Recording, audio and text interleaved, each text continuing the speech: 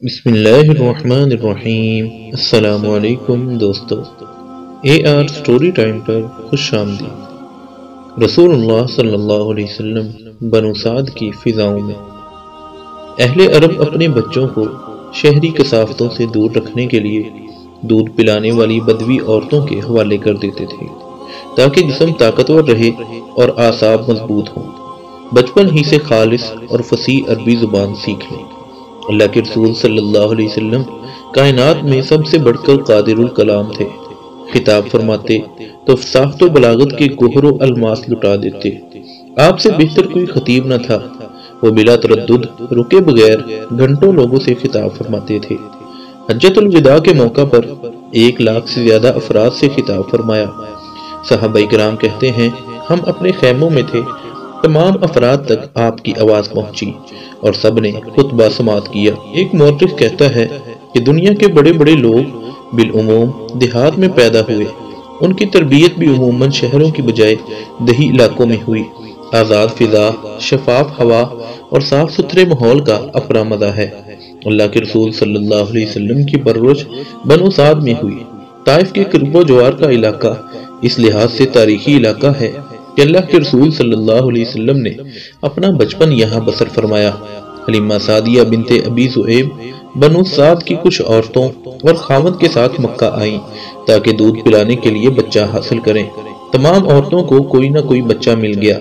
حلیمہ سے محمد صلی اللہ علیہ وسلم کو دودھ پلانے کے لیے کہا گیا، مگر انہیں ایسے امیر گھرانوں کے بچوں کی تلاش تھی جہاں سے اچھا معاوضہ مل سکے۔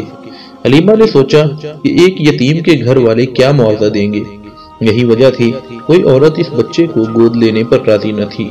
قافلے کے جانے کا وقت ہو چکا تھا۔ حلیمہ نے اپنے خاوند سے مشورہ کیا اور کہا کہ مجھے خالی ہاتھ واپس جانا اچھا نہیں لگ رہا، کیوں نہ میں جا کر اسی یتیم بچے کو لے آؤں۔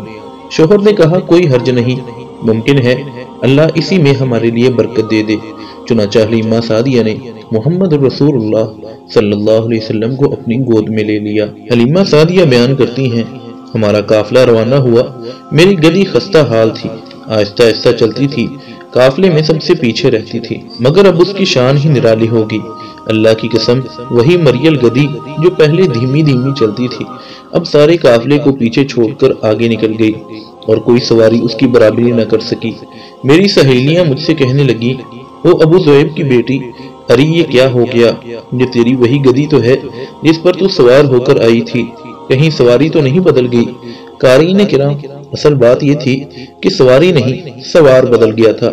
علامہ حلیمہ بیان کرتی ہیں ہمارے علاقے بنو سعد میں قحط سالی تھی، مجھے نہیں معلوم کہ اللہ کی زمین کا کوئی خطہ ہمارے علاقے سے زیادہ کنگال اور قحط زدہ ہوگا، مگر میری بکریاں چرنے جاتی تو واپسی پر بہت آسودہ حال اور دودھ سے بھرپور واپس آتی تھی۔ میرا اپنا بچہ بھوک سے اس قدر بلکتا تھا کہ ہم رات بھر سو نہ سکتے تھے، نہ میرے سینے میں بچے کے لیے دودھ ہوتا تھا، مگر جب میں محمد کو لے کر آئی اور اسے اپنی آغوش میں رکھا تو اس نے جس قدر چاہا شکم سیر ہو کر دودھ پیا، اور اس کے رضائی بھائی نے بھی شکم سیر ہو کر دودھ پیا، پھر دونوں سو گئے۔ میرا خاوند اونٹنی کا دودھ دونے گیا تو اس کے تن بھی دودھ سے لبریز تھے، اس نے اتنا دودھ دیا کہ ہم دونوں نے خوب آسودہ ہو کر پیا۔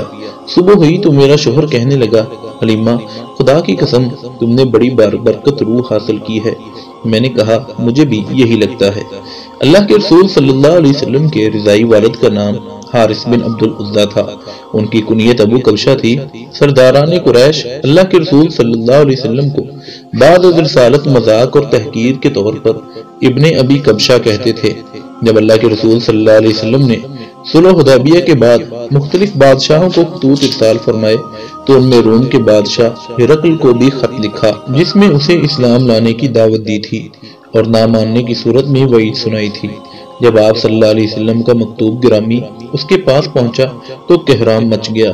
ہرقل نے اسے اپنے لیے چیلنج تصور کیا اور اپنے وزراء، امراء، پادری اور دانشور اکٹھے کیے، ان سے مشورہ کیا، اور ابو سفیان جو تجارت کی غرض سے وہاں موجود تھا اس سے محمد الرسول اللہ صلی اللہ علیہ وسلم کے بارے میں کم و بیش 10 سوالات کیے۔ ابو سفیان دربار سے نکلا تو کہنے لگا، ابو کبشہ کے بیٹے کا معاملہ بڑا زور پکڑ گیا ہے، اس سے تو بنو اسفر یعنی رومیوں کا بادشاہ بھی ڈرنے لگا ہے۔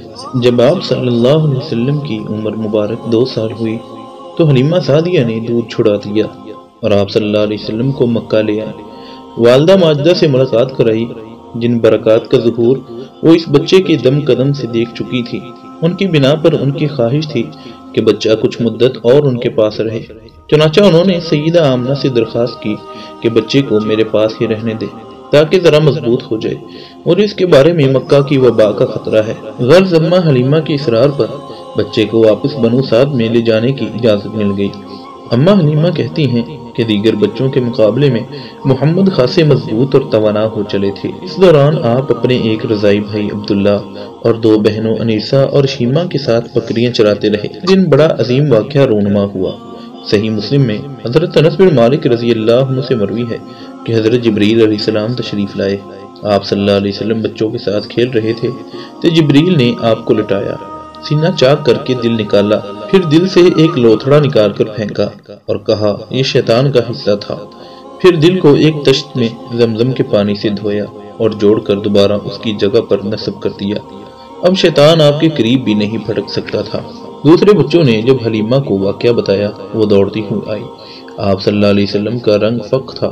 اس واقعے کے بعد حلیمہ کو خطرہ محسوس ہوا اور انہوں نے آپ صلی اللہ علیہ وسلم کو آپ صلی اللہ علیہ وسلم کی والدہ محترمہ کے حوالے کر دیا۔